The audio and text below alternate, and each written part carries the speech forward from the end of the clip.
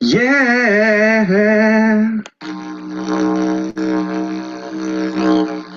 I'm a fact finder and I'll remind you, believe when I say I researched this all day, but we are two-sided pod. You need to rebut all I say with all of your ragings. Tell me why I've got red hair and ginger pubes. Tell me why you bitch and moan, it's all you do. Now it's time to get drunk and go on stereo. That's the two-sided way.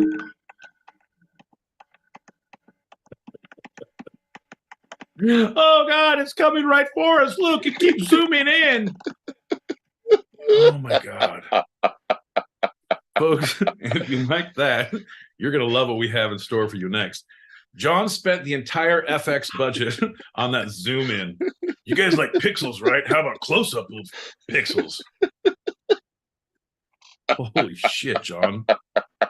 Folks, welcome to the party. We are the Two-Sided Podcast. We are here every Tuesday, 8 p.m. Pacific, 11 p.m. Eastern. That's 4 a.m. Greenwich Meanwich Sandwich Time. Wednesdays if you're across the pond. That's it? It seems so minimal these days. It seems like there's something missing. John, it's you. Just all the dead air you leave, I'm trying to let you do your job so I don't have to just fill in the blank all the time. And you're like, hey, you're not trailing off there. I didn't hear you ramble for like 20 minutes. Because I'm letting you jump in and get your shit together. I was just watching the Zoom on YouTube. That was pretty good. That's a good Zoom. We already established that that's not your job, John. Remember? You can only do so much. Your computer can't handle the one thing you need it to do. So please don't try and make it do other things. Hey, pop that back and let's start the show.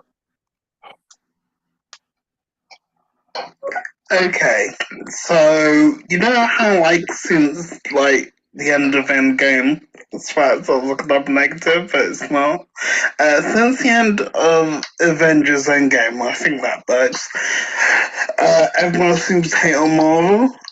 Well, I feel like Loki Season 2, especially Episode 3, Season 2, Episode 3, that's when it all begins. Because if you watch Ant-Man and the Wasp Quantumania, yeah, they fucked up with Kang Conqueror. So if you watch Loki Season 2, Episode 3, it all begins. It all makes sense. Yeah, exactly. If you look at my life right before my deathbed, all the shit I did beforehand makes perfect sense. But you got to get to that point, and who wants to stick around to that point? That's all I'm saying. Shit's gotten really weird. They've introduced new characters. There's backstories that no one can follow. Yeah, bro. Know your audience, and I feel like Marvel just played a little too fast and loose with their audience. Let's do a shot. Cheers, buddy. Cheers, pal. Bink, bink, bink. Bink, bink, ow.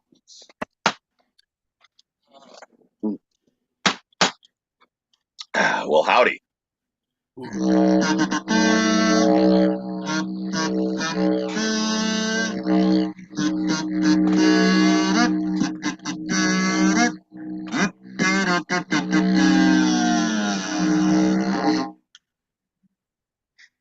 I'm John L. Peacock out in Brooklyn, New York. I'm my boy Pete, and my IQ is lowering every time I hear a didgeridoo combo in Southern California. And you're listening to Two-Sided, a live recorded podcast where each week I challenge Pete with a bit of the two sides of life, the serious and the fun. Yeah, John, the you and the me, the no and the yes, the push and the pull, the ebb and the flow, the give and the take, the yin and the yang, the Laurel, the Hardy, the shenanigans and the tomfools, the Taco Bell and the extra chalupa on the side. Come on, John. Come on. You know, you ordered your combo meal and a chalupa. Because why? Because that's the best part of the meal, John. I don't know. It's a little extra. It's something more you need in life, John. That's me. I'm the little extra. And one for the dealer. You're my chalupa. People have called me my little chalupa. Ay, querida. My boy Pita chalupa. Oh, que lástima, my boy Pita. It's international. I hit that. Can you guys do me a favor and help me look? Because what I'm trying to do is look for lie in that statement, and I just can't find it. It's like Marvel did. They played way too fast and loose, and I'm just looking for lie. Looking for lie. I know, but a lot of times, Muse, I'm going to let you know, that's what really puts people in a quandary, because there is no lie. When I speak truth, it fucks people up because it's goddamn truth bombs being shot down from high altitudes. You don't see where it's coming from, but all of a sudden, the truth is upon us, and none shall be the same ever again. Well, it's like that old saying, in order to bend the truth, you must first realize there is no truth. Right. Right. Tell him, Keanu. Hey, speaking of Neo, let's start with a general check-in. My boy Pete, how you feeling? And this time, sum up the first season of how you feeling. Well, previously on my boy Pete's retrospective, things like this happened. I was quite upset early on, but there was a lot of changes, a lot of things I didn't understand. But John, that's when time for growth is really upon us. And I've really seen the fault in your ways, and I've seen the error in everything you've done. And I've learned that you need to get better. So what I think, how I'm feeling is I'm kind of like, I wouldn't say I'm the God, but I'm kind of a God. I'm very omniscient in this scenario. I see all. I know all. As a narrator, you're unreliable. I feel good about this. I'm completely unreliable and narcissistic and very good looking.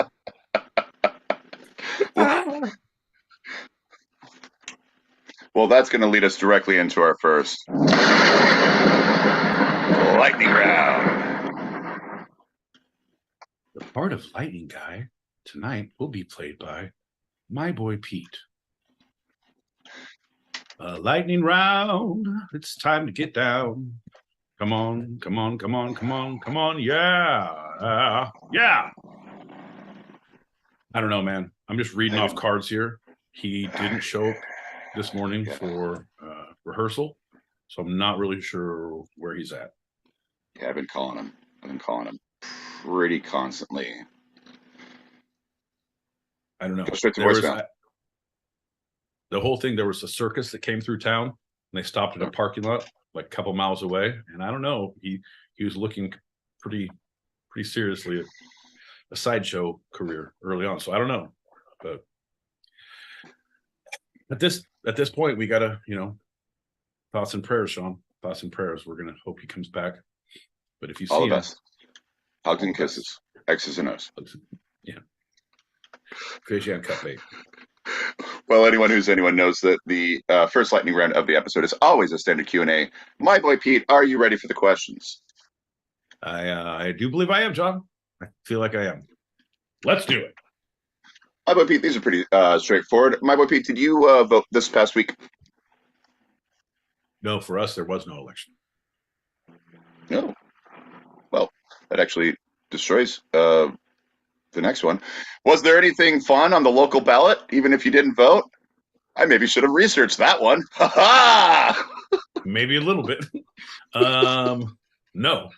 I'm gonna go on a limb and say no, because there wasn't a ballot to peruse. I'm gonna say no. No. Why do you think there is voting most Novembers, even if many don't do it? My boy Pete. Because you got to keep the wheels moving, John.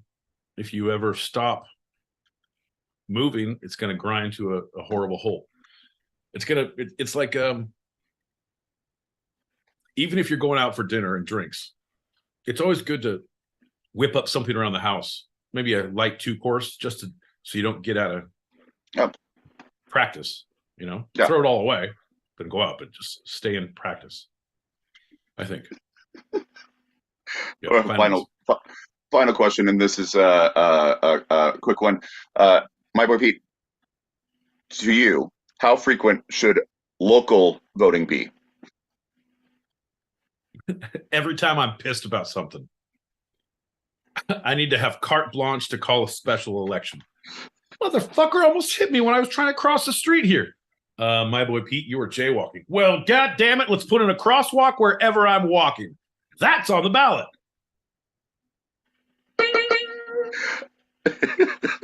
State voting, how frequent? Only when I travel to other towns on the way out of state, and I realize how shitty the laws are. Oh, what do you mean it's a dry county? This is bullshit. Special election. Federal voting, how frequent? That I think it should be Wild West. I think there should be groups of gangs, like there are Democrats, Republicans, independents, conservatives, Tea Party, libertarians, Rastafarians, all the good stuff. And anyone who wants to put forth a new law or bill that becomes a law, you have to fight in the arena. And you either get a Triton or a net or a filibuster. And then you have to go and just, have at it. Is this like Thunderdome? No, it's like Washington, John. Mr. Smith goes to the dungeon. The bill's not in my house. It's not here. It's in Bill's Triton and in Sam's net. I gotta give that one to you for sure. And finally, my boy Pete, how frequent should world voting happen? Only when we're invaded. John, I don't know if you've seen the Air Force shit. We're being goddamn invaded. I think we need to vote if we're going to give them a nice warm welcome with lights and sounds and clicks and all the things that we understand how communication works. We're going to play Nell really loud. It'll be all the great stuff, all the big hits. My Left Foot of Fury will be up there. Or are we just going to nuke them, just like we did in Invasion in the Apple series? We need to figure that out first. That should be a law. We should figure that needs to happen, one or the other. What if it's more like Independence Day? Well, then, sorry, Will Smith, you got to fly a plane up into space. That's a law. It's like driving a really big Pinto, right? Yeah. Right. Come on. You've been married to Halle Berry for this long. You can definitely fly a big Pinto into an alien ship in space. Not that tough, bro. You've done worse. You got Jeff Goldblum as your co-pilot. You're fine. Hey, pretend the alien is Chris Rock and space is an award ceremony. How about that? Does that help? Well, let's move on from that. Pop that packet and let's get into our first segment. Giddy up, baby! Joke, but I'm not going to because it'll be way too offensive. All I'll say is, your truth bombs. Hate. Saying, hurting feelings, taking names. Taking shots. Hurting Taking names. shots. Hurting names. I was kissing hands and shaking babies. I didn't make it very far in the polls. Got part of that wrong. Cheers. Cheers. Cheers, everybody.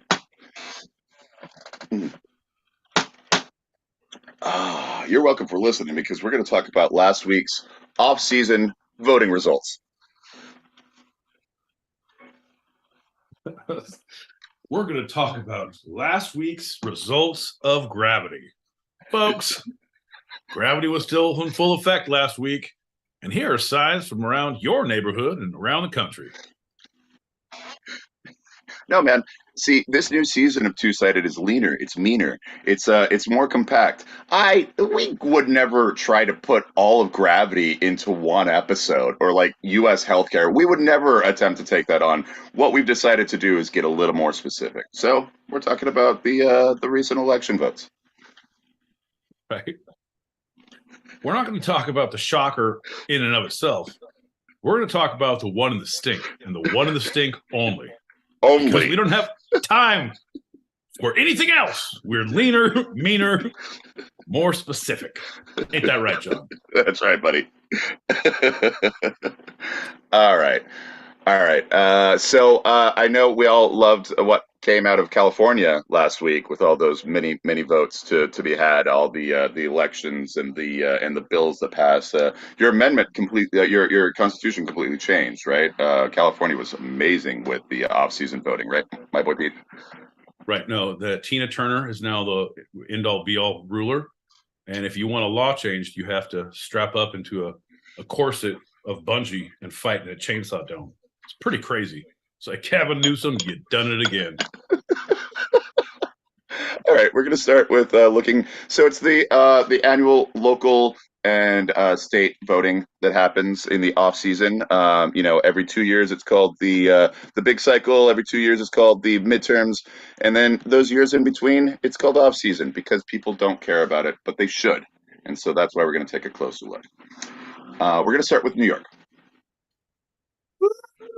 I've been there. Woo! Folks, don't be afraid to cheer at the cities you've visited while John reads places off the map. So the New York voters easily approved the two new statewide ballot measures. One removes borrowing limit for school districts in small cities, defined as those with fewer than 125,000 residents. They used to be able to only borrow 5% of the total value of the city's taxable property. In the larger school districts, the cap is twice that, a big whopping 10%. So now they're with the big dogs. Okay, I heard first barring. I was like, they can only have so many drinking establishments per elementary school. Like, they replaced every teacher's lounge with a speakeasy. This is a gin joint. We teach science around here. Only gin. It's a magnet school. It's really smart kids and really alcoholic teachers. I'll drink to that. The Second Amendment makes it easier to construct or repair sewage facilities by exempting those projects from the overall debt limits that apply to local governments. The funny thing is, this sewage exception was already in place since 1963, but it had to be extended every 10 years. 2023, every 10 years, we extended it again. Nice, man. Good job. I like that it was on the table for not extending. Hey, you guys want to have shit running through the streets? Yes. Okay. What? Fuck you, New York. Well, it's bad enough to go visit there as it is. Right? But do they have one of those times just say, let's make this in perpetuity? Well, we need to have options open. If the rats get too much, we need to flood them out and drown them in shit. And then 10 years later, we can go ahead and fix the pipes when all the rats are dead from the shit.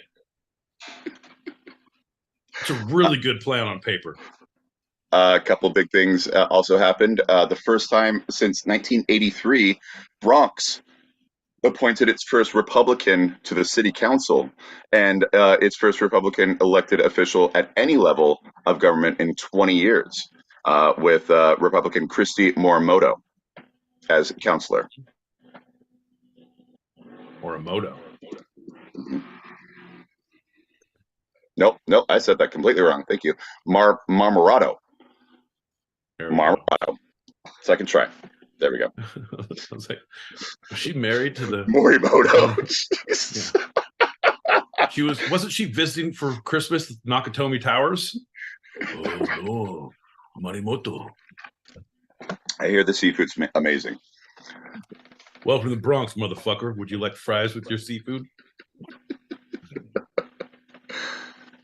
Next, governor races. Incumbent Andy Bashir, Democrat, defeated Daniel Cameron, Republican, to win re-election as the governor of Kentucky, a deeply red state.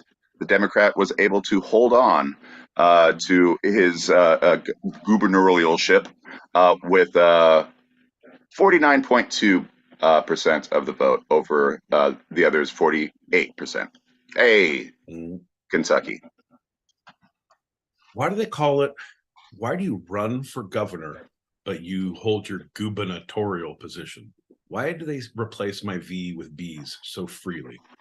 It's not like España, where we have to talk about Ibiza. Gubernatorial. It's not that. What the fuck is that about? What are we doing, John? What's the world coming to, man?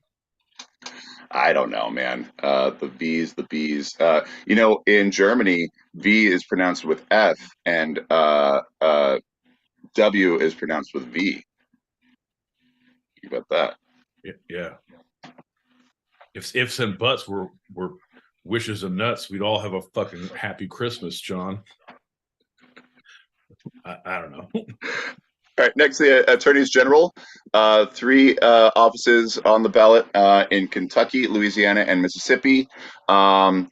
Republicans swept that, except for in Mississippi. Where is it? Louisiana. The Democrat is going along with the Republican, and their general election is November 18th. So there's a chance that will be a flip. But in the Deep South, the attorneys general are looking to hold their Republican status, except for possibly in Louisiana. That's fun. 3 attorneys general walk into a bar. The bartender says, "Hello, attorneys general." They say, "You mean attorney generals?" And he said, "Yes, sir," and salutes. Gets them all a drink. Wordplay, John. It's fun. We have fun, don't we? Why do you think, okay, so I know why it is, but why is it such a weird deal? Oh, it's actually attorneys general. Well, the plural of moose is meese. It's mices. And the plural of attorney general is attorneys of generalness. Oh. Yeah. Well, that's all clear now. Yeah, no. It's all about possessive. Like, is it my attorney general or is it your attorney general? You could get a pretty good look at this attorney general by sticking your head up in his gubernatorial race. But would you rather take his campaign manager's word for it, John? Well, let's see. Some historic first. Former Biden White House aide Gabe Amo became the first black member of Congress from Rhode Island after winning a special election. And Democrat Cheryl Parker was elected as Philadelphia's first female mayor. Cheryl Teagues was in The $1 Million Man. Pretty hot. Wait, what? Huh? What? Democrats also took control of Virginia's House of Delegates and retained their hold on the majority in the state Senate, which was highly predicted. And according to the Associated Press, they'll continue to control the state Senate and had flipped the House of Delegates. Well, what's up? What? No, I'm just like, we're getting a good rundown of a lot of states and what's happening in their local governments, John. I'm really into it. We're leaner, we're quicker, we're meaner. We're running down for comptroller in Region 1 of Lower Manhattan. It was down to Noctori Motomoro nope, sorry, I said that wrong. That's Jim Jones Well, it was pretty big news because the Virginia governor, who was a Republican, fought to hold all the majority of the House of Delegates and put in millions of dollars with his PAC to keep that election going Republican, and the Democrats swept it. So it was a pretty big deal. Pretty big. It's a really big deal? I have 2 weeks off coming up at the end of the next month. That's a big deal, John. I'm putting all my money from my super PAC into that vacation. It's going to be ridiculous. I'm saving half of it for bail money. The rest of it is going all big. Oh, so your normal deal. Yeah, How you use your funds. Yeah. yeah, pretty much. This is earmarked. I can't spend this. This is for the state of California. What do you mean? I need to get out of jail. All that pork barrel spending with that bonds, man. All that pork barrel. I'm saying if we could gerrymander my drunken route around town, I think the bail money would subside to a little bit less because the court requirements are much more lenient in places if I gerrymander my way around. I'm just saying. All right. Finally, Ohio.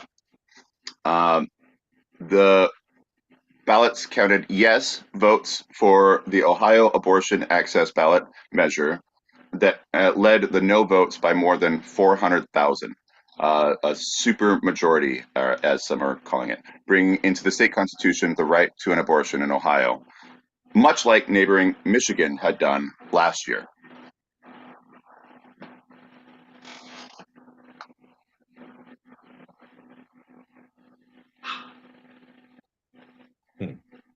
No, I'm with it. But I'm like, if you just vote state rights in, that like it supersedes federal law that you can do whatever you want in your states because you have autonomy in a state in some sense and degree. Could you pass some really fucking weird shit? Like if it was super majority and like, hear me out, John, hear me out. Okay. What if you passed a law that took away the right to vote to citizens over 65 years old, but when you turn 70, you can commit one felony a year and get out of jail free card. Like whatever it is, you can. Oh well, he's 70. What are you gonna do? But they don't vote anymore, right? And you're thinking, I know what you're thinking, John. There's going to be a big crime wave, John. The easiest crime wave. They're all 70. The getaway driver's doing 20 miles an hour in the fucking passing lane. It's going to be super easy to catch them. And look at all the good bills we passed because we're in a new generation. I'm just saying. And then everyone's like, fuck yeah, I want to get to 70. I definitely need to do a fucking pull of B&E. I've been waiting for 65 years to get this one off my record. Or instead of doing one, if you don't pull one, you can get one expunged from your record.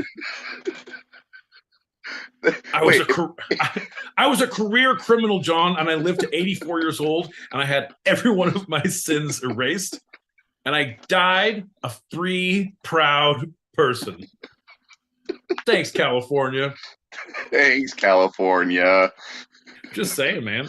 Well, I have ideas. You're on a specific note because the last thing is Ohio also voted to legalize recreational marijuana sales, possession, and even use, which is against the federal law, as we talked about last week. Right. The one I was hoping that we were going to have a special election in California for medical cocaine. Like if I can get my medical card, they're like, all right, it's fucking 3.5 grams a day. You need to fucking watch out, bro. Crazy out there. I don't know. So yeah, that's it. That's recent elections. I like when you come in hot on these things and then you finish like, yep, so that's it. All right, moving on. We're lean, mean, we're moving fast. Yep, that's all I got. I ain't got no transitions, buddy. I know. This is something that maybe we need to work on just a little bit. I'm all done. He's like a toddler who pushes his fucking bowl off his plate. I'm done.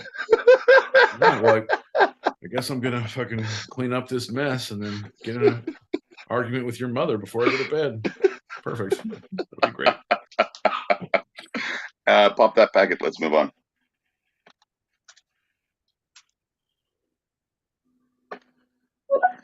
How fucking cool would it be if we hit a point in like an alien war with spaceships and shit that we were like, all right, John Goldblum, fucking, you gotta go. Like, suit up. Come on, Will. Sorry, dude. Yeah, you're our last hope. I mean, right. Let's see what happens. 100%. He's suiting up, quiet. It's all fucking dark in the locker room. He's like, in West Philadelphia, born and raised. On the playground is where I spent most of my day. You know, I played basketball in a show too. Sorry, Will. You gotta fly and kill the aliens. You didn't watch any of my shit. Just Independence Day. Lena, Nina, need to get greener. It's cannabis. Ah, yes. The old Mary Jane. Ah-ha-ha. Ah-ha-ha. Ah-ha. Ah-ha. I wasn't pulling any felonies last night. Ha. Told you I was clear. I'm making myself a drink and you know, so, you know, talk to the people for me. Jesus Christ, John. Folks, we are the Two-Sided Pod. We're season 2 of the Two-Sided Pod. We're leaner, we're meaner, we're fast on the uptake, we're slow on the cocktail making. If you don't like what you've seen here, just wait around a little bit longer. John's going to make a cocktail really loud and crunch ice in the fucking microphone. Holy shit. Folks, we are the Two-Sided Pod here every Tuesday, Thursday, 8 p.m. Pacific, 11 p.m. Eastern. That's 4 a.m. Greenwich, Meanwich sandwich time if you're across the pond. We may not have all the answers, but I promise you, we will have answers. And isn't that more important than right answers? Who likes an awkward silence? Well, I'll tell you what, John. Not me. John, I'm gonna keep on popping bubbles so you can drag to Hello, good evening, and what's up, everyone? Why isn't my Zoom link working? I'm offended. I love you guys. Bye. Oh, love yous. That is one thing that we did not put a little bit last week, but since we're doing one show, we have our current show, our live YouTube show on the YouTube live chat above our heads if you're live in Stereo Streets. Once we go to the green room, the live link chat for the Zoom will be up for everyone, so you can then go to the different link on the, if you're a Patreon member, and join the green room in the lobby. Ain't that right, John? Yeah. That's a ticket. Hey, that's going to lead us to our next lightning round. Tonight, the part of Lightning Guy will be played by my boy Pete. I thought he'd show up. Lightning round. It's time to get down. Come on. Hey, lightning round guy. How you doing? Bro, let me finish the fucking card at least. Don't look like you're in any pain. You didn't like it before. You're a bad actor when it comes to fucking trying to play off emotions how you truly feel. Let me just read the card and we'll get on with the fucking show. 3, 2, 1. Come on. It's time to get down. All right. No, that's it, John. The card is done. Hey, lightning round. I didn't get the sides. Jesus, man. Hey, lightning round guy. How you doing? Oh, he didn't give me those notes. He just gave me the intro, so I don't know. So we're not playing a whole. John, you got to understand what we're dealing with. Lightning round guy is like my computer from 1984. Sometimes you got to turn it on an hour and a half before, and then you leave it to its own devices, and it's gone out the back door, huffing paint for the neighbors. Who knows, John? Don't fucking get saucy with me, my friend. You're in no position to talk. Well, always great to see you, lightning round guy. All right, see you in the green room. Bye-bye. I don't know what you're doing. It's not like the cops are listening. Like, if we keep him alive, they won't know when he goes missing. John, do you have something to do with his fucking disappearance? Well, anybody. Nope, that's not it. Hey, this is one of your favorites and mine, lightning round segments. That's right. It is the editorial dick. The editorial dick. This is also one of my boy Pete's favorites. That's right. It's where I read him a current headline from today or yesterday's U.S. news, and my boy Pete is the editorial responder, only with opinion, no facts, no figures, all opinion. This is the problem with this one, guys. Just so you know, a little between you and I, it took us a while to figure out that this is not what I normally do. Apparently, I always have too many facts, John says, whatever that means. So now we're going solely on opinion. I do not speak for the two-sided pod. All opinions given in this segment are those of my boy Pete solely and of his goddamn reasoning. I'm ready, John. Let's do it. All these headlines are from earlier today. House prepares to vote on package to avert government shutdown.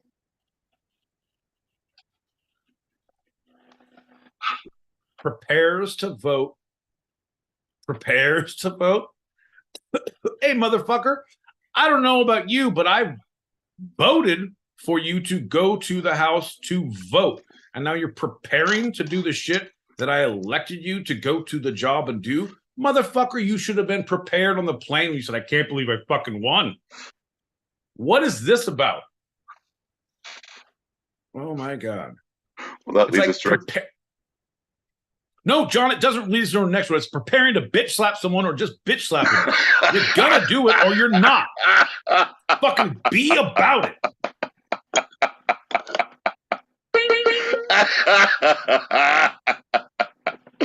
Second headline.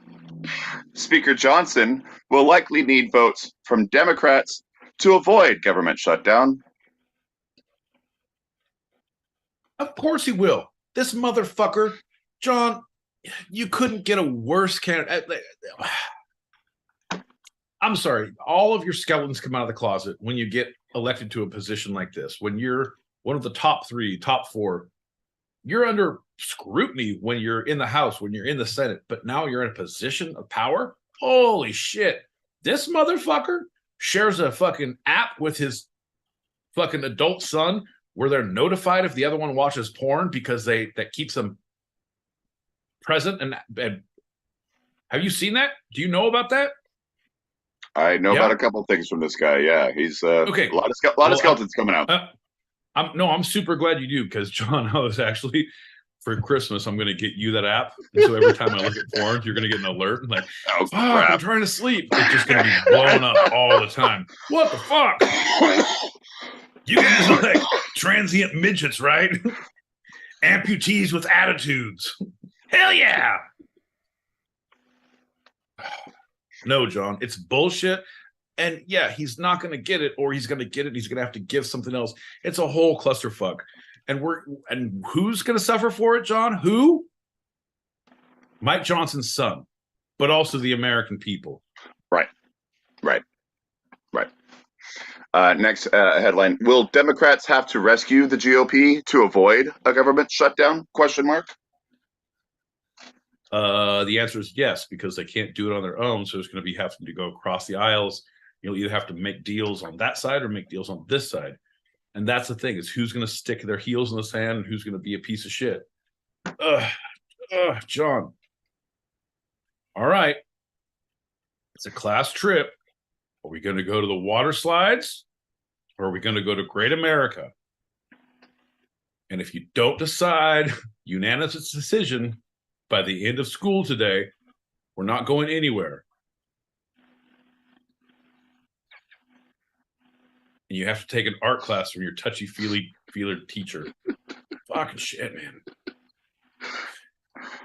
Well, if you hadn't guessed it, this is all leading to the final headline. House passes GOP funding bill to avert government shutdown. Just earlier today.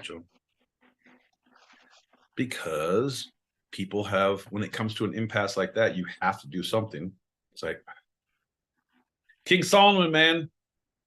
I say cut that baby in half. I say cut that baby in half long ways.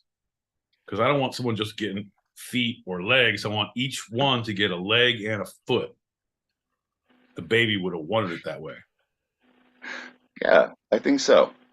That's why I think you should elect me in the next special election. Comptroller, District 4. Go off season. They'll always vote you in. I thought you said go off season. Go off season. Hey, what team are you rooting for? I'm rooting for off season. They're looking really good this year. When you're a Cardinals fan, you kind of get that. Anyway, let's grab this packet. That'll be the final packet of the episode. We will answer the further ones in our green room, as we always do. Grab that and let's move on. All right, folks. Just so you know, anyone here live to the Stereo Streets and live on the YouTubes. The green room will take place exact same room in the Stereo Streets. If you're live on the YouTube and you're a Patreon member, you can click that Patreon link, and we're going to be going live right after that. We're going to play all the messages. We're going to play the messages Stereo Streets, and yeah, God damn it, I hope we all get through this alive. I don't think we will, but I hope for the best. I don't mean to derail the show or anything. Just yeah, you do. Musing. My name is Muse Lover. Makes sense. Musing. Anyway, I was actually for about 3 or 4 times trying to upload a picture of I made a collage of, in the episode of, like, I say in one episode, it's like the whole running joke that Carlton, he does this kind of like dance to It's Not Unusual by Tom Jones. I've got him dancing like that, but then I've got the music Love Really Hurts Without You by Billy Ocean. So I'm going to ask you, what song has you dancing like Carlton Banks? Let me know. Ooh. It's a good one. What song? Well, if you're bad at dancing, just about anyone. But I think, no, I'm going to have to think about that one. Of what song to make you dance stupid, dance like no one's watching. Yeah. Come on, Eileen. How about that? There we go. That's a good one. That's a good one. Come on, Eileen, deliver that. Right. I have to send Muse. I'm going to send you a link I found. I think I sent it to someone. I think I sent it to you, Peacock. But it's Elaine for the dancing. She's like, "Oh, I'll get it started," and goes to the thing, and she's about to start the dance. Horrible, right? Yeah. Hear me out. She's about to start the dance, and when it does, it cuts her video, and it puts her video with every other single specific dance scene from every movie where she's dancing with them. So it's her dancing with Urkel, it's her dancing with Bowie, it's her dancing with Kevin Bacon, it's her dancing with Breakfast Club. It's like all the different dances, but it's her doing her thing, like beep, beep, beep. So good. All right. Last one. Here we go. Last one.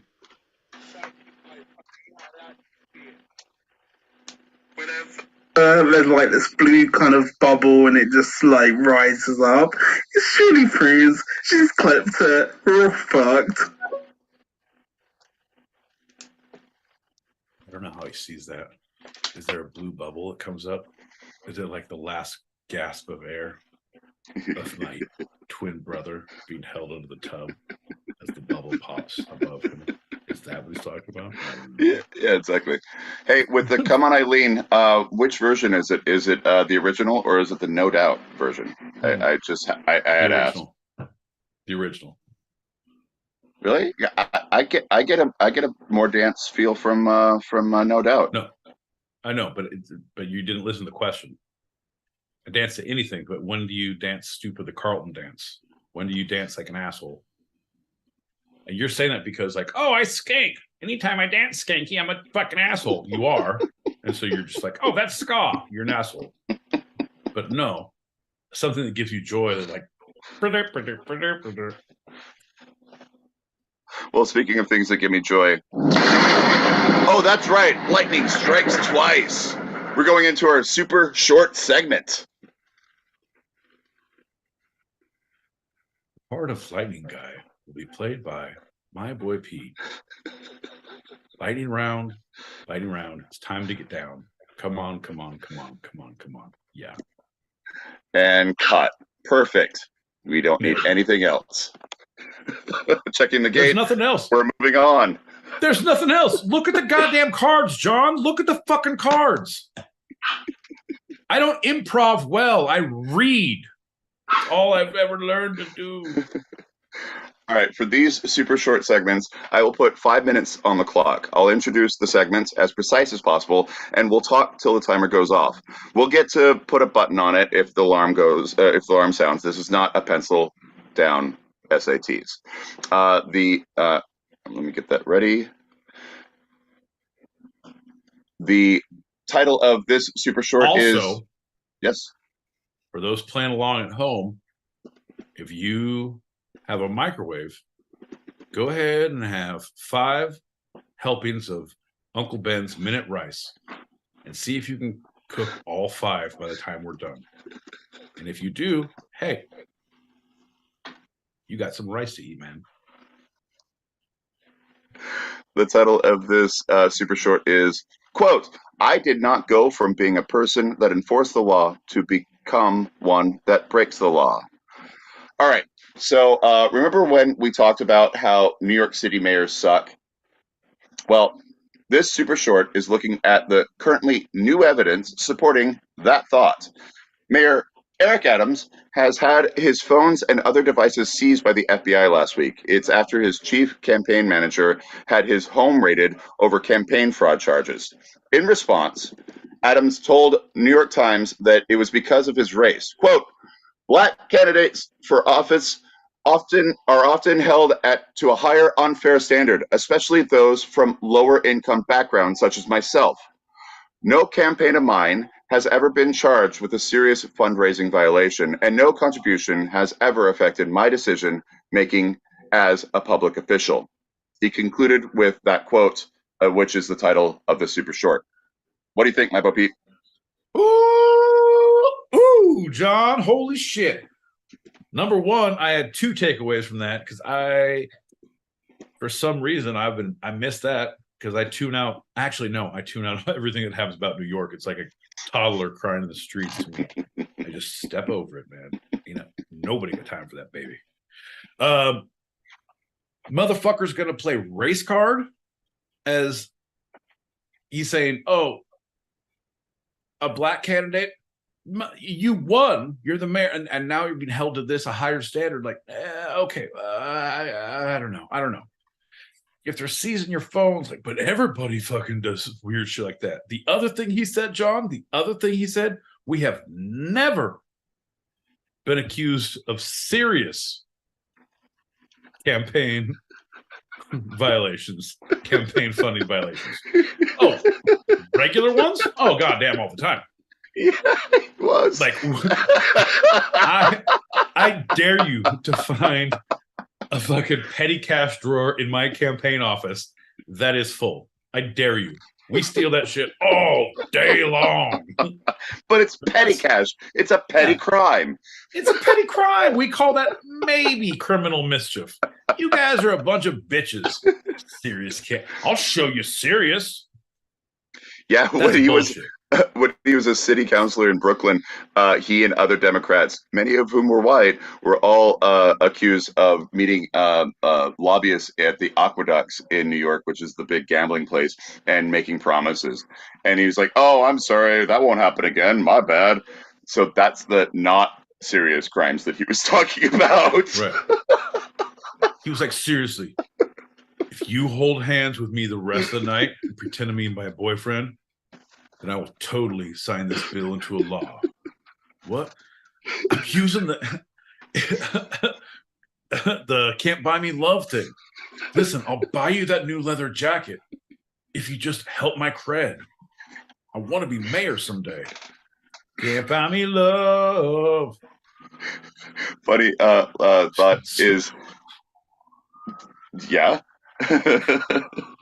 John, I just wanted to fucking finish the goddamn mental picture I had of Asun wanting to be Eric Adams as a city councilor, riding lawnmower across another city councilman's driveway. And he's like, okay. And he comes and sits on his lap. Love is all I need. good picture. The previous mayor of New York City, Bill de Blasio, was also accused of the exact same thing. And they said they even have evidence, but they decided not to pursue it because it's hard to convict someone. So Bill de Blasio is not black, by the way. Right. Well, here's the deal. I have a girlfriend in Canada that we're super serious. And if you want to try and prove that wrong, you might be able to, but it's going to be super hard. And is it worth your time? Because my girlfriend loves poutine and loves to hide. So Canadian girlfriend you'll never find, and it's just a waste of your time. So maybe you don't press charges. They call me Teflon de Blasio. But what about Adams? 15 seconds. No, it's just another game. That's the problem with politicians. It's the problem. And you're like, oh, let's get someone who's not a career politician. Just as fucking bad. I think the new rule that we should put into effect is that you find people who do not want to be mayor. You get what is happening? Oh, that's the alarm. The alarm's going off. It's cutting in and out. Stop it. It's like literally every time it's cutting me in and out. Like, you're good. Yes, the alarm going off. John, just say, fucking, that's the alarm. Finish up and you're done. John, fuck you and your technological disadvantages. This is what I'm saying. You get someone who doesn't want to be mayor. Okay. It's only people who do not want, and someone nominates them. And you whittle it down to people who are like, oh, it's everyone who's getting a prank pulled on them, everyone who has a criminal record, like a bad one, like a serious campaign violation. You know what I mean? And then the people who don't want it, then they have a row like, seriously, I don't. And then you make them have a debate. Please, God, I don't want to be here. All right, you have 15 seconds to tell us what your thoughts are for infrastructure and what we'll do for the homeless population. Seriously, you guys, this is the worst idea ever. But if I had to say something, I live in Park Slope, and I really think that, all right, fucking lead winner here. I'm saying you couldn't get people up there who hated it enough and not speak an opinion of good stuff. And they surround themselves with their good people, and it'll take 2 years before they get broken and start taking bribes. But you have another election in 2 years and get them out, John. It's a fucking onesies, twosies. And they want re-election? Sorry, you want it too bad. Only if you don't want it do you get it. All right, that's the end of our super short because you went a little over time there, my boy Pete. Yeah, whatever, John. I'm not even done. It's like sex in high school and prison. It's the sex you're getting, but it's the sex you do not want. You had to get that one in there, didn't you? Just like sex in prison. Ah. See, John, you always have to give the high school reference too, so you can cross, like, make sure you hit the whole audience. Like, maybe we're not just big in San Quentin.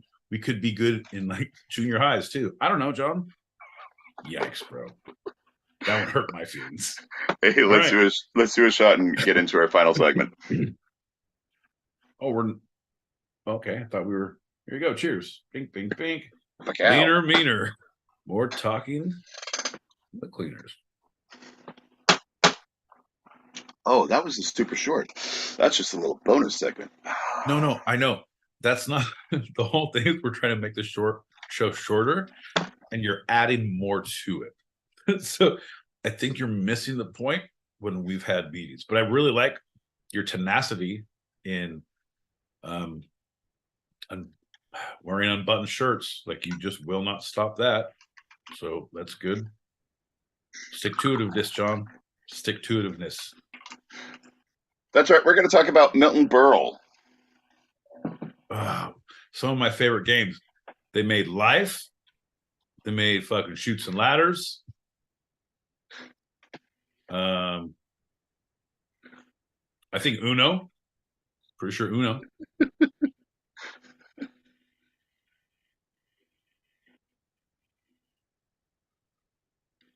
No, yeah. Nope. No, you're done? Oh, I thought you were like Ouija. Anyway, Oh, so was there? no, I don't know more. Milton Berle as opposed to Milton Bradley. Milton Berle. Oh, the guy with the huge cock. Okay, yeah, not kids games. There we go. So Milton Gotcha. Berle, a legendary stand-up comedian and Hollywood personality, had a long life that was full of many ups, some crashing downs, several marriages, thousands of cigars, which became a signature piece of his personality, and an extremely long life in the limelight. All that would take a long time to get into the details of. So instead, we are going to focus on one very, very large aspect of Milton Berle. One elephant in the room, in any room he was in. One long talked about piece of his legacy. That's right, my boy Pete. We're going to talk about Milton Berle's member.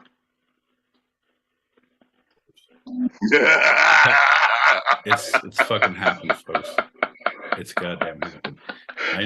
I said it from the beginning 2 years ago. You stuck around long enough, we're gonna have a show about Milton Berle's cock. And sure enough, John's like, you know what? They really loved gravity and Einstein. Let's talk about dick. What the fuck, bro? Hear me out. And this is something you're gonna laugh like a puppy fucking with the goddamn remote running around. You think it's all fun and games. I'm letting you know. This would do a big segment for the 5 minute, but make it a 10-minute, and you get to make all your dick references, and I get to make dick jokes, and we're none the wiser, and it's all quicker. Lean, mean, like a dick talking machine. Yeah, exactly. Right, exactly. Yeah. I'm with you. I'm with you. I don't know if you actually heard what I said because you wouldn't be, but yeah, anyway. So all the things, it doesn't matter what I said, John. It doesn't matter at this point. Like, hey, what do you have loaded in the next chamber? Because you're firing like a goddamn howitzer. Let's get through your fucking rounds, bud. Woo! All right, on Gilbert Gottfried's amazing colossal podcast, Gottfried and his co-host, comedy writer Frank Santopadre. Oh crap. Okay, let me try that again. Frank Santopadre primarily interview guests from the golden age of Hollywood, many of whom actually worked with Milton Berle. Quote, hey, I don't know this guy's name, but you guys want to talk about dicks? Hold on. Let me get to the dick part. There was a guy who saw his dick, and there was another one who also saw his dick. Let me tell you what they said. Welcome back to Cock Talk with John L. Peacock and my boy Pete. Fuck my couch, John. Again, I am shocked and appalled. You are lucky it's after 8 p.m. Pacific, 11 p.m. Eastern. That's 4 a.m. Greenwich Sandwich Time, Wednesdays, Fridays, if you're across the pond. John, you are lucky, because if there were children present, if it was earlier, if this was a fucking after school time and people were having snacks, sir, we better give a disclaimer on the Spotify. Can I record the disclaimer? Can we have a stock disclaimer that I record and we put on, hey, folks, yes, here's the deal. And we put over every single show because it's always bad what you're doing, what you are doing. You. All right. Sorry, folks. Little roundabout there. John was telling us about dicks. Let's get back to it, bud. What'd they say? Not just any. And I haven't gotten the first quote. Okay, quote. Whenever we have a guest on that worked with Uncle Milty, says Santopadre, Gilbert will inevitably ask them if they saw his penis. Most said they hadn't, but Jeff Ross and Alan Zweidbell both said they saw it and they confirmed its legendary size. End quote. And that's the thing, is you had to like really, at that point, early on, we're talking early on, this is like heyday, 60s, 70s, you know, up in the 80s, like good times, you know, great oldies. Right. We didn't get to airdrop on flights like I do now. Like when people are like, did you see like everybody on the 2748 from LAX to Atlanta saw what he was packing. Roger, if you look out the left side, you'll see the Grand Canyon. And if you look at your phones, there's an airdrop of my boy Pete's junk. All right, folks, wheels down in 12 minutes. Good on you. My boy Pete's my boy picks. All right. So there's also Marilyn Monroe. Goddamn URL, John. GoDaddy.com. We're going to use some of this money, this goddamn podcast money. You think we do this for free? No, motherfuckers. We're rolling in dough for just $5 a month or $1 a month or whatever John says we're doing now. You too can support the goddamn purchasing of My Boy Pete's My Boy Picks. Drop them if you got them. Speaking of picks, Marilyn Monroe. The two supposedly met in 48 on the set of Ladies of the Chorus and later starred in Let's Make Love Together in 1960. I'm glad you corrected yourself. They met in 1984. That's a weird fucking meetup. I'll let you know. Marilyn rolled her old bones around here, and I rolled mine over. Yikes.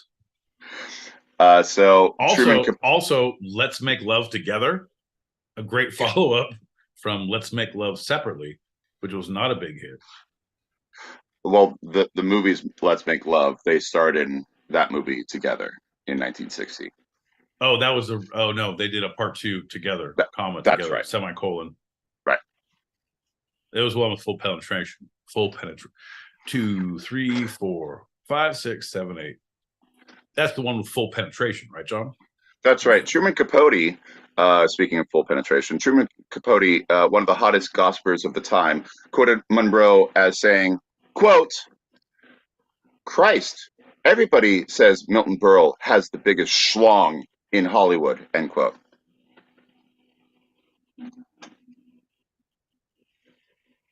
Yeah. Sounds like Norma Ray if I've ever heard her talk about it. Genital. Well, here's the fun thing. It was in comparison while she was talking about Earl Flynn's penis, because apparently Earl Flynn had the ability to literally serenade women with his schlong. What the fuck?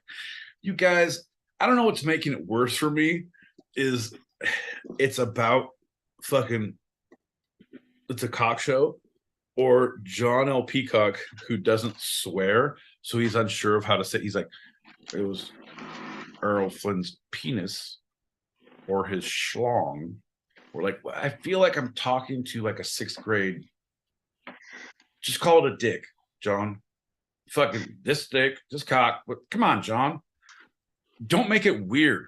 All right. So serenade, and again, serenade, John, that's not a thing unless you can throw your voice, unless he's like Jeff Dunham.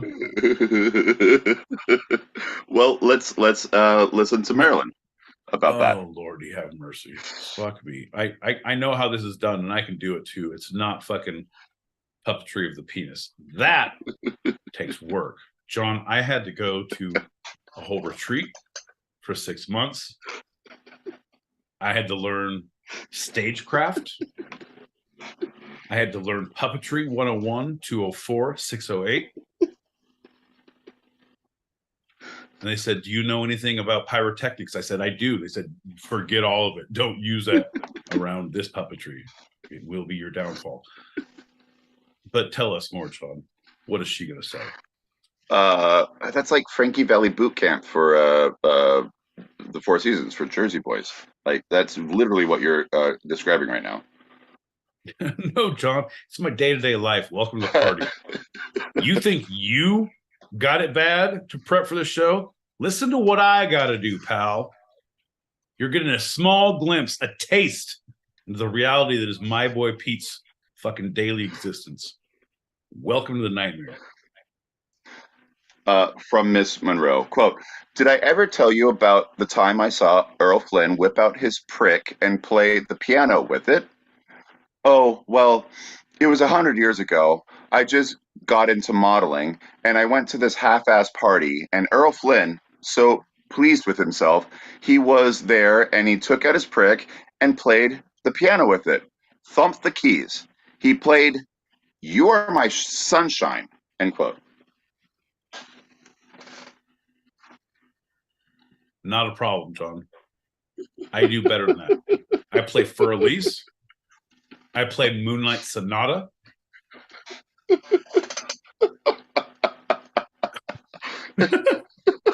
Oh, you're talking cock piano? John. Oh, Marilyn. If only you were around to be impressed with the tickling of these ivories. In that same conversation, she said Milton Berle had a bigger one.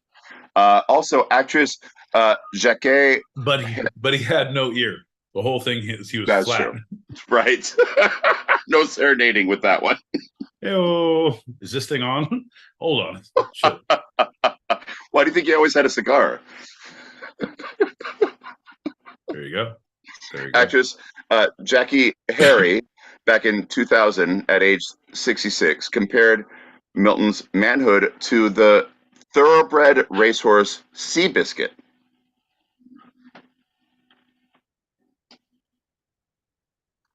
The fuck? The fuck?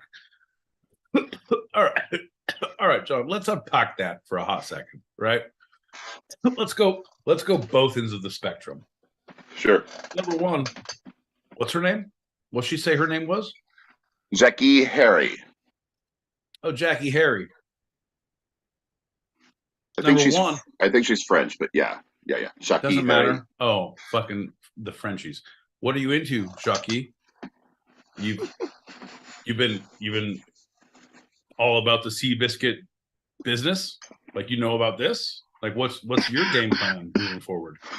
I get it. Are you making a funny joke? Are you a comedian? Because Jacquet? It's a serious gauntlet you're throwing down. I then go the other side.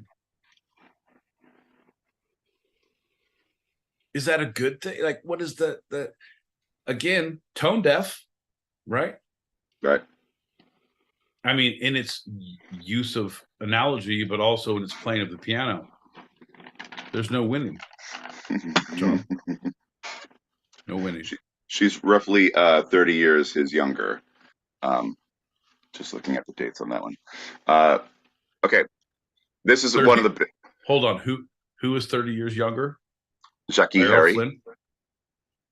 Oh, no. I thought you meant Berle. No, I thought you mean Errol Flynn and Milton Berle. I was talking about those age.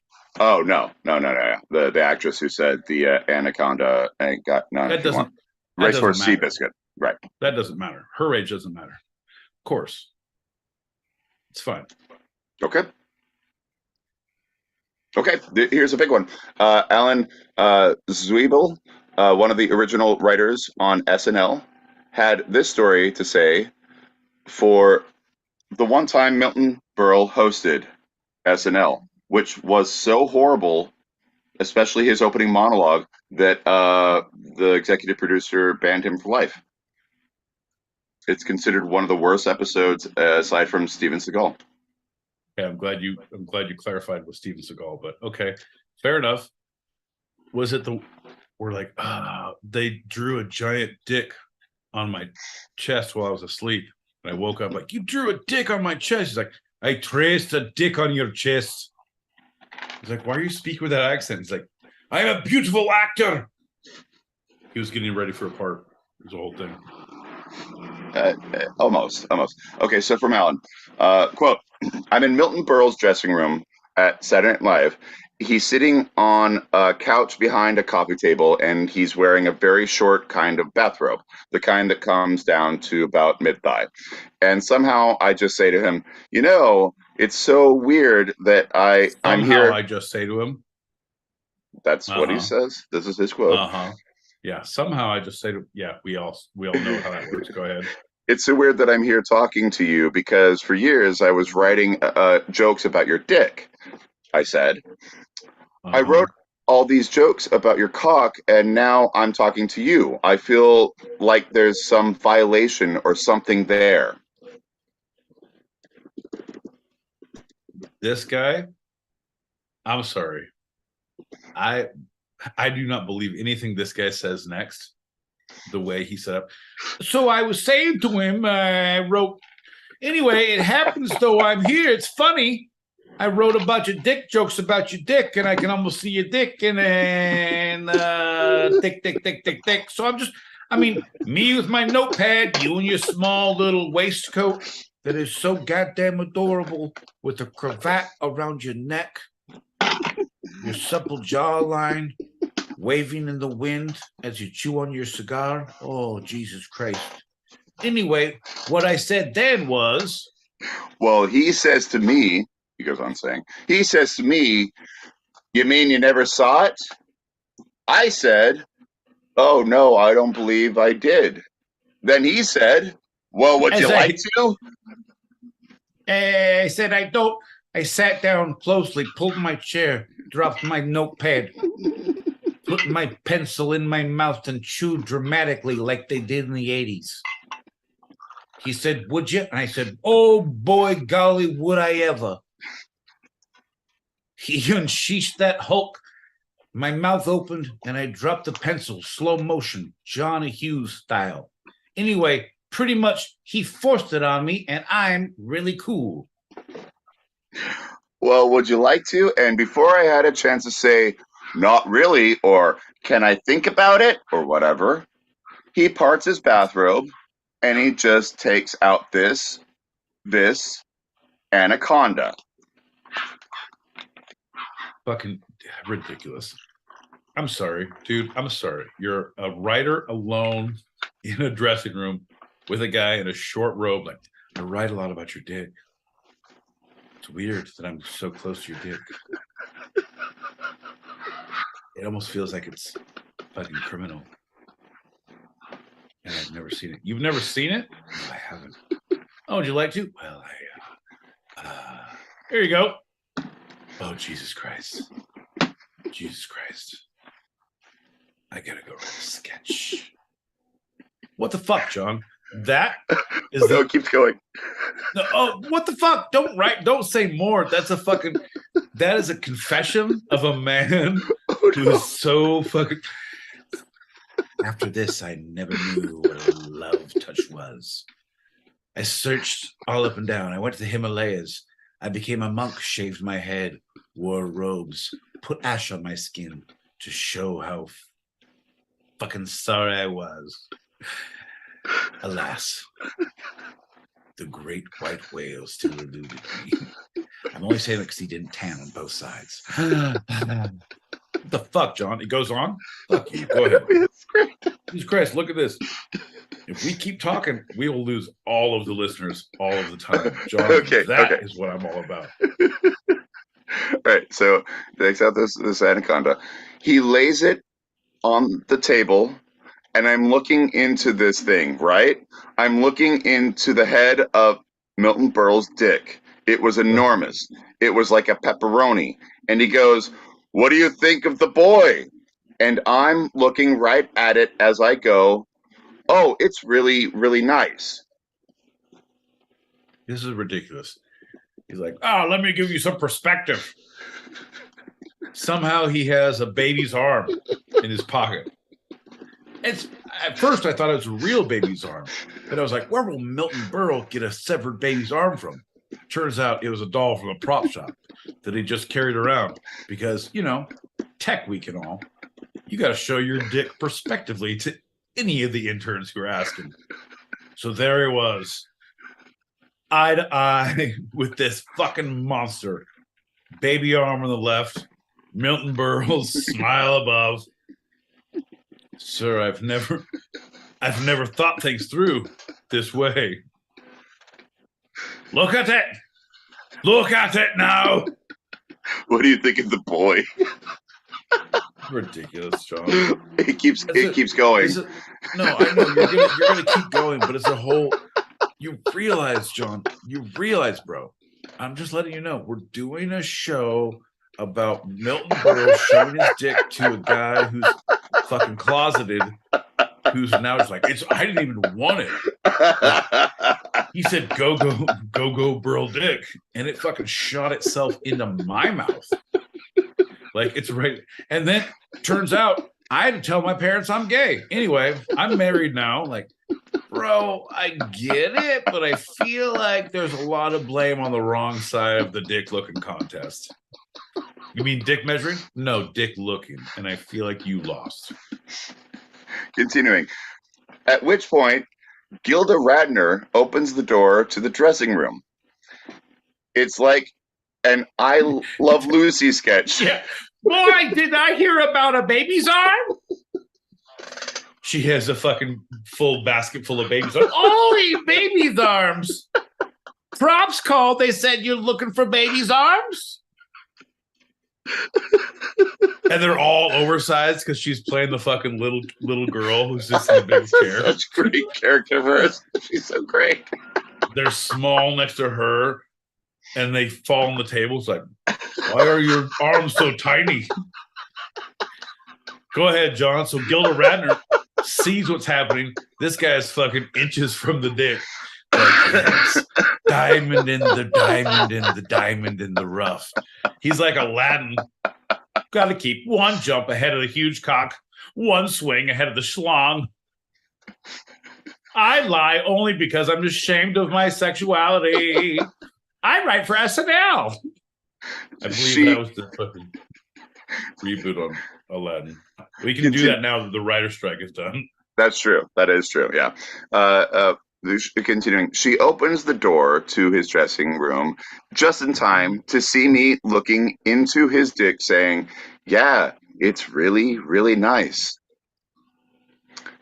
I tell Milton, I'll talk to you later, close the door, and left. End of story.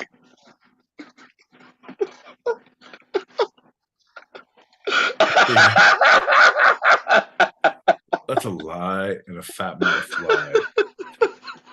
John, here's the deal. That you are reading things like this that you believe are whatever. They're like, oh, it's in a story, so it must be true. You are not good with social awareness of like, this is a lie. We're going to play a little game, I think, next week on our 5-minute segment. I'm going to turn a 20-minute segment. I'm going to set a timer that I'm not going to set, and I'm going to yell at you about things. And it's going to be, is this a lie or is this the truth? I'm going to tell you 2 stories that are going to be very specific. And then all of a sudden, your world is shattered, John. Do you remember Deuce Bigalow, American Gigolo? Uh-huh. Do you remember when he dates the chick who's like 7'2", 7'2"? Uh-huh. And you never see her face. Yeah. And he's at the bowling alley with her. And the guy, there's like the voice in the background from the Happy Madison. He's like, that's a huge bitch. Right? Yeah. So I'm thinking in this story, in this SNL story that we're writing the sketch for, when Gilda Radner comes in, she's like, ooh, oopsie doopsie. He's like, okie dokie. And they close the doors like, that's a huge cock. Is that going to be Tracy Morgan then? I'm a goddamn Jedi, motherfucker. All right.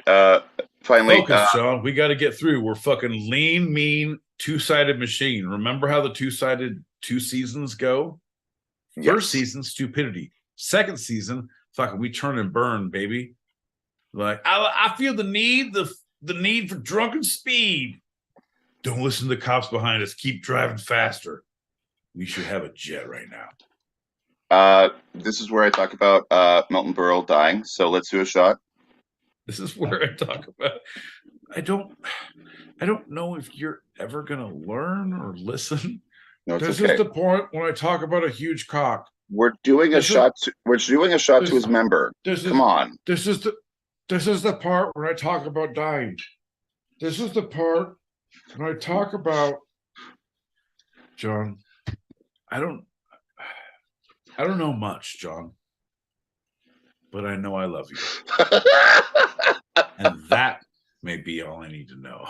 So, Cheers, buddy. The cheers. cow. Bing, bing, bing.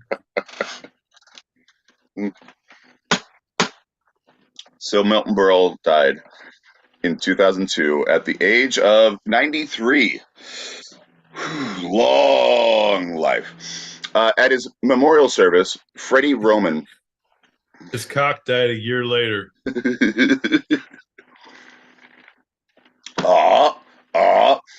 At the memorial service, Freddie Roman, a comedian and friend of Berle, said, quote, "We are here to honor Milton Berle, who passed away on March 27th. He went on May 1st and May 2nd, his penis will be buried," end quote. I'm saying, John, if you don't have a little bit of a roast, I don't feel like at your memorial, I don't feel like you've lived a good life. You got to have good people doing it. You can't have people like John L. Peacock. John L. Peacock needs to fucking weep fucking gently in the 14th row. Why? Because the first 13 are for friends and family and podcasters. This fucking guy gets it. I'm just saying. After that, dozens more Milton Berle penis jokes followed. Friar Bob Melvin, that's right, Friar Bob Melvin said, quote, "I saw him sink a 4-foot putt with his penis."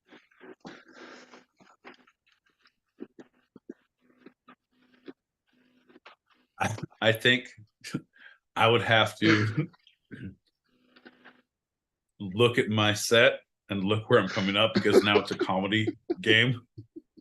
Like, everyone loves him, all the things. Like, you're gonna have good stuff, right? You're gonna have personal things, right?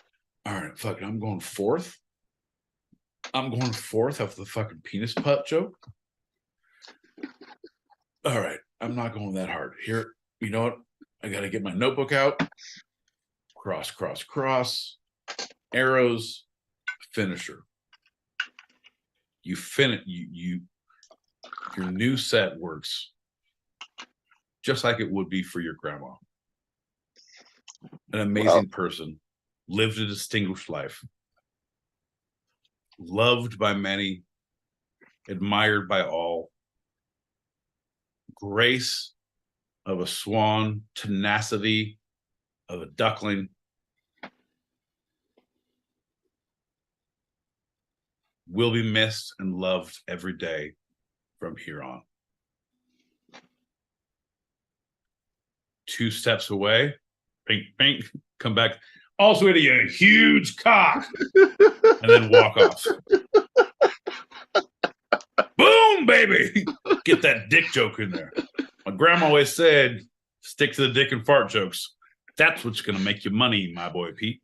That's what's going to be there for you. Well, other grandmas also followed suit, because Arnold Schwarzenegger, who was a friend of Berle's, said at that same service that he was shocked that they were able to get Berle's casket closed all the way. Look at him. I said, get him in the casket. They said his cock is still in the chopper. It was crazy.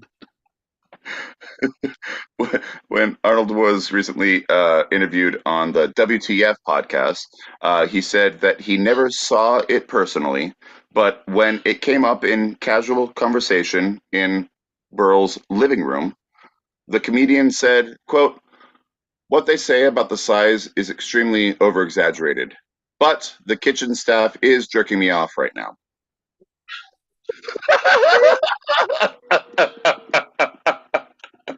There's nothing like a giant dick joke, John. It is what the patriarchy was built on, my friend. When will it be our time again? When the fucking dick jokes stop, my friend. I will say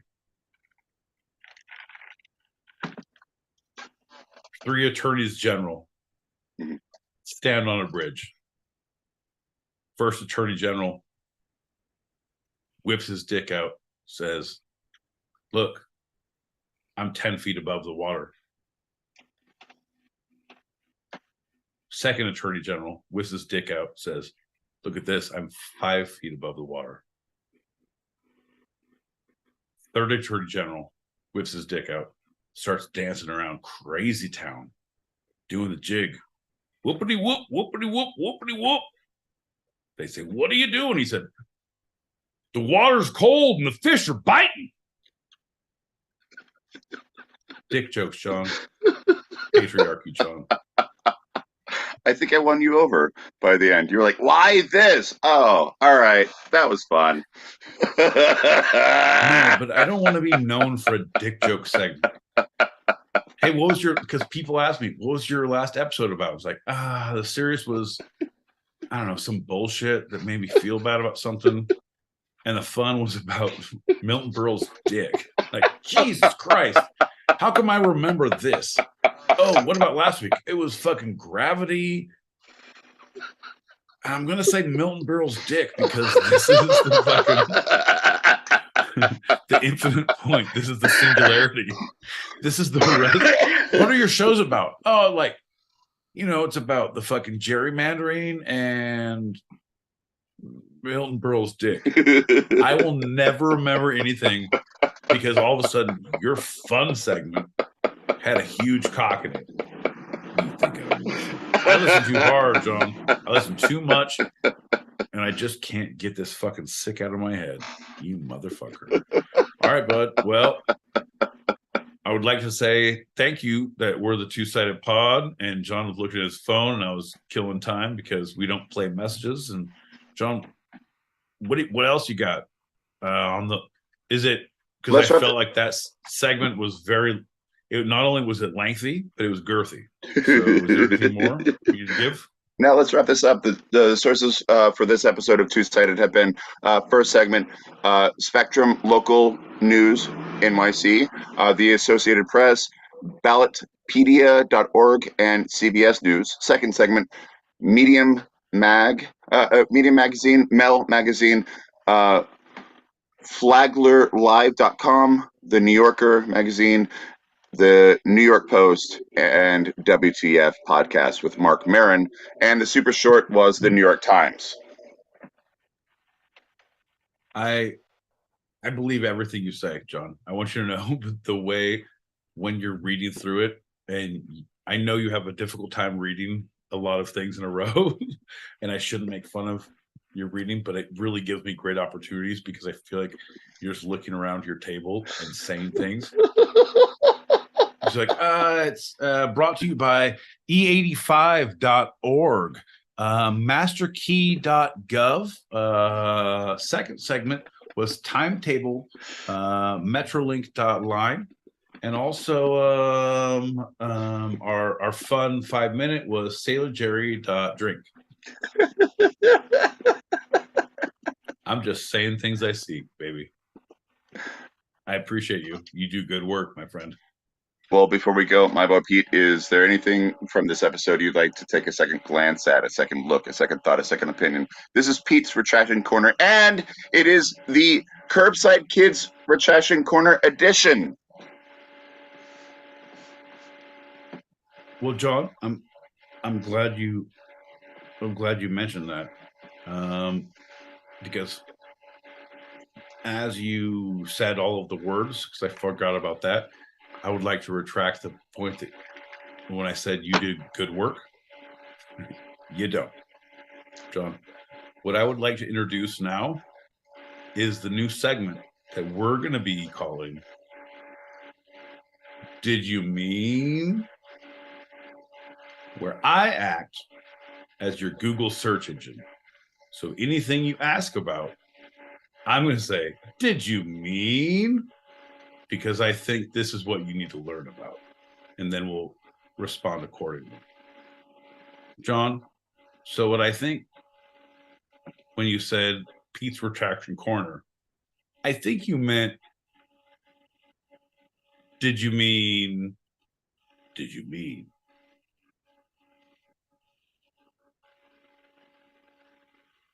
My boy Pete. No.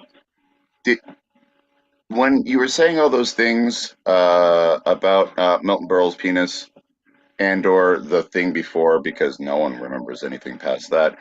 Did you mean?